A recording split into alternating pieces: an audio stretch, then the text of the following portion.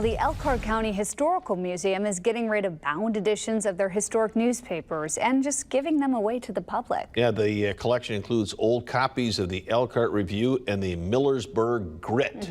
There's a great name for a newspaper. Two papers, by the way, that have been around for a long time. Yeah, Samantha Albert's live in studio tonight. Samantha, this sounds like a windfall for news fans and local history buffs. Right. And I know what you're thinking. Why would the museum want to get rid of these historical resources? Well, the answer is actually pretty simple.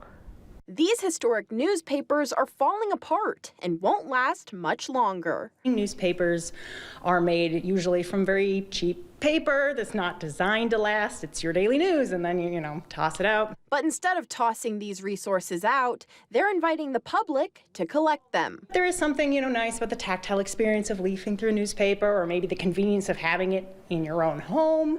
Or we thought even an altered book artist, might want to do something with it, something creative. Another reason these newspapers have to go is because keeping them takes up a lot of space that the museum wants to use for exhibit prep and storage. These days, of course, we have microfilming, we have digitizing. It takes up way less space.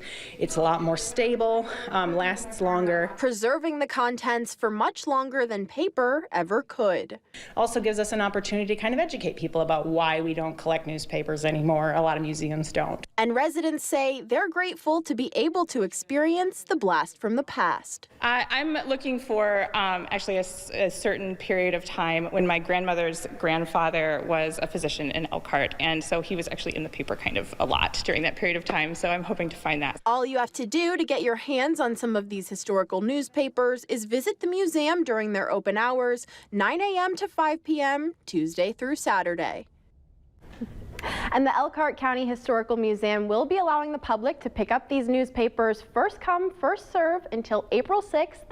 And then I'm told you'll have to keep an eye out on their Facebook page as they will go through more of these newspapers, go through them, make sure their contents have been preserved, and then do another round of giving them away.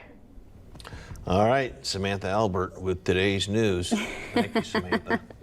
That was a good one, Terry. All right. Coming up, Matt.